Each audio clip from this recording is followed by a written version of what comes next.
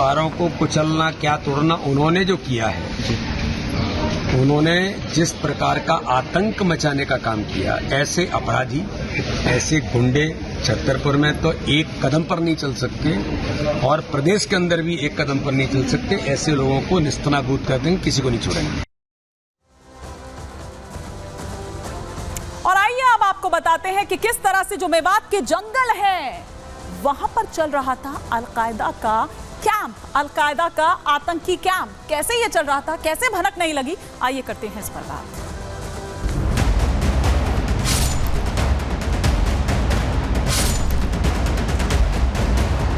Al Qaeda के 6 संदिग्ध आतंकी राजस्थान के जिस जंगल में छुपे हुए थे और ट्रेनिंग कैंप बनाने के फिराक में थे, और रिपब्लिक भारत पहला ऐसा चैनल है जो आपको उस लोकेशन पे लेके पहुंचा।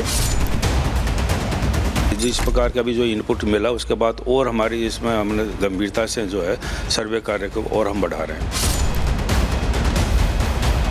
यहाँ से उन्होंने डमी AK-47 जहाँ चलाना सिखाया जाता था, किस तरीके से ट्रेनिंग लेनी है, ये सुनिश्चित करने के लिए वो जगह थी।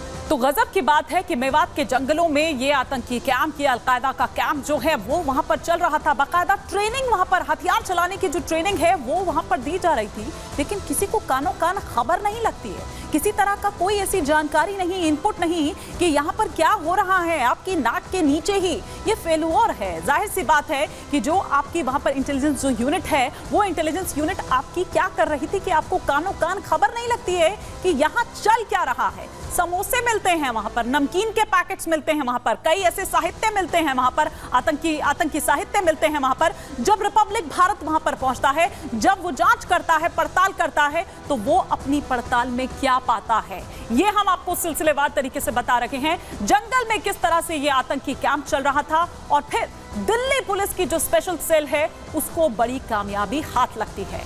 भिवाड़ी और मेवात के जंगल में 6 संदिग्ध आतंकी यहां से गिरफ्तार किए जाते हैं। ये राजस्थान और हरियाणा बॉर्डर पर दरअसल कैंप बनाया हुआ था। जंगलों में कैंप्स बनाकर आतंकी ट्रेनिंग ले रहे थे ताकि उनको आसानी रहती छिपने में, बाकी लोगों को इसकी भनक ना लगती। हथियार चलाने की ट्रेनिंग ले रहे थे ये संदिग्ध आतंकी। कैंप से डमी जो गोला बारूद है और हथियार वो भी बरामद किए हैं इस टीम ने। गिरफ्तार 6 संदिग्ध आतंकियों से पूछताछ जारी है कि और क्या कुछ इनका प्लान था और क्या सिर्फ यही ये कैंप थे या कहीं और भी इन्होंने ये कैंप्स यहां लगाए हुए थे। लेकिन ये कितनी बड़ी बात है कि आप ये सोचिए कि यहां पर ये आतंकी कैंप चल रहा है लेकिन किसी को पता नहीं चलता है। और राज्य पुलिस क्या कर रही थी, क्या उसको इस बारे में कोई जानकारी नहीं थी? और आइए ये तस्वीर हम आपको दिखा रहे हैं। ये वो जगह है जहां पर छिपे हुए थे वो आतंकी, जहां पर पहुंचा रिपब्लिक भारत, हमारे सहयोगी अमरदीप, और उन्होंने पता ये लगाया कि यहां पर आतंकी कैंप चल रहा है। मीडिया वहां पहुंच जाता है, रिपब्लिक भारत वहां पहुंच जाता है, हमारे सहयोगी वहां पर पहुंच जाते हैं, लेकिन पुलिस नहीं पहुंच पाती है। पुलिस को नहीं पता चलता है कि यहां पर ये आतंकी छिपे हुए हैं, यहां पर ये हथियार चलाने की ट्रेनिंग ले रखे हैं और यहां क्या कुछ इस तरह से चल रहा है। जबकि देखिए जो आसपास वाले लोग हैं, जो स्थानीय लोग हैं, गांव के लोग हैं, वो यहां से आते जाते थे, लेकिन चूंकि घना जंगल है तो छिपने में उनको आसानी यहां पर रहती है। ये भिवाड़ी और मेवात के जंगल हैं राजस्थान हरियाणा बॉर्डर पर, जिसे उन्होंने अपना अड्डा बनाया हुआ था। उन्हें छिपने में आसानी होती थी।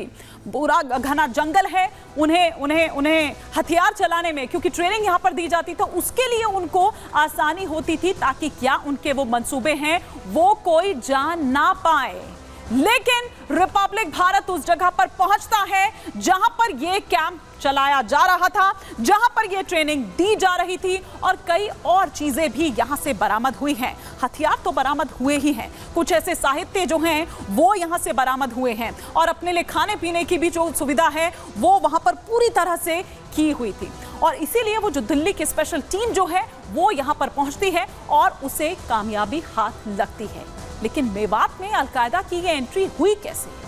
AQIS यानी अलकायदा इन इंडियन सब कॉन्टिनेंट 2014 में हुई AQIS संगठन की शुरुआत। पूर्व अलकायदा चीफ अल जवाहिरी ने इसकी शुरुआत की थी और इसकी अगुवाई अब ओसामा महमूद कर रहा है। किस तरह से इसकी एंट्री हुई, क्या इसमें चेंजेस हुए, ये हम यहाँ पर आपको बता रहे हैं।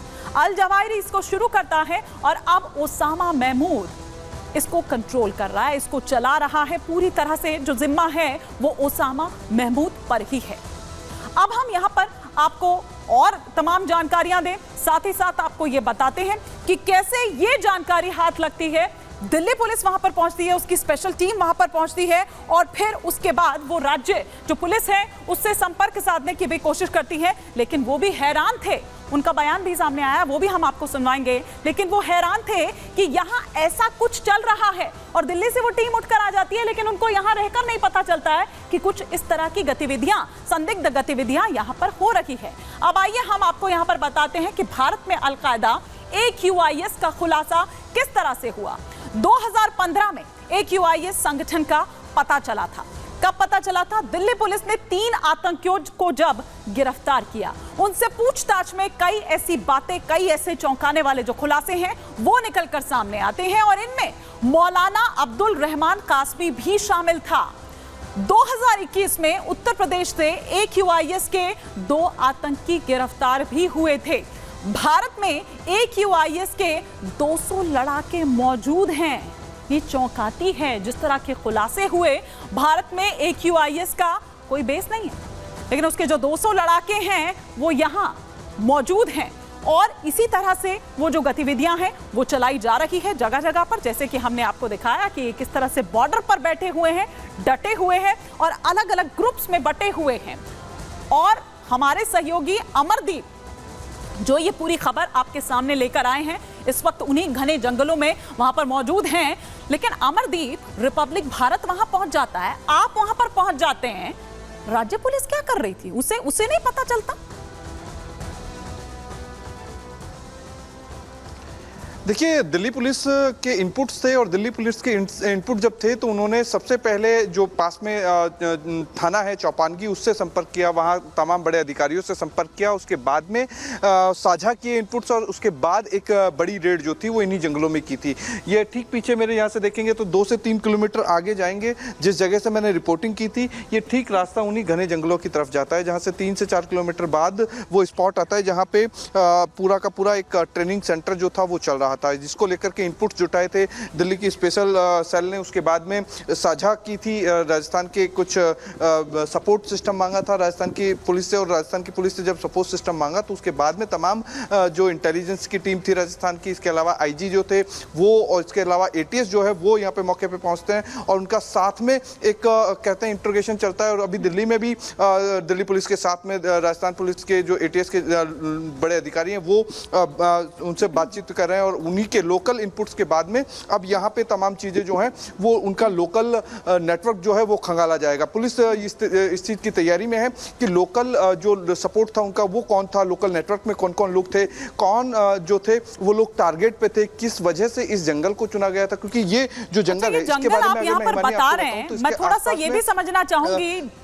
बिल्कुल अमरदीप, मैं ये भी समझना चाहूंगी रिहायशी इलाका यहाँ से कितनी दूर है, क्योंकि कुछ लोगों को भी हमने सुना वही कह रहे हैं कि हमें कभी पता नहीं चला इस बारे में। तो वो अगर हथियार चला रहे हैं, यहाँ पर ट्रेनिंग हो रही है, तो क्या वो गांव इतनी दूर है कि उन तक आवाज ना पहुंचे, पता ही ना चले कि यहाँ पर इस तरह की संदिग्ध गतिविधियां हो रही है?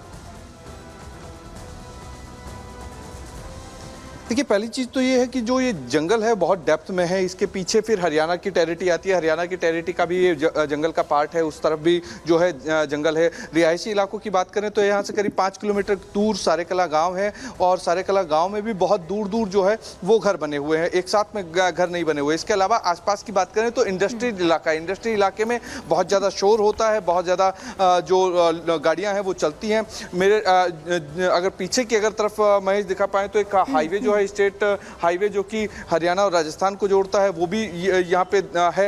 लेकिन वापस से मैं इस जंगलों को अगर मैं दिखाऊंगा तो इन जंगलों के ठीक पीछे 2-3 किलोमीटर अंदर जाएंगे तो उस डेप्थ में आपको किसी की भी आवाज़ सुनने को नहीं मिलेगी। और यही कारण है कि इस जगह को चुना, क्योंकि वहाँ एक बहुत अंदर एक बिल्कुल समतल जगह है।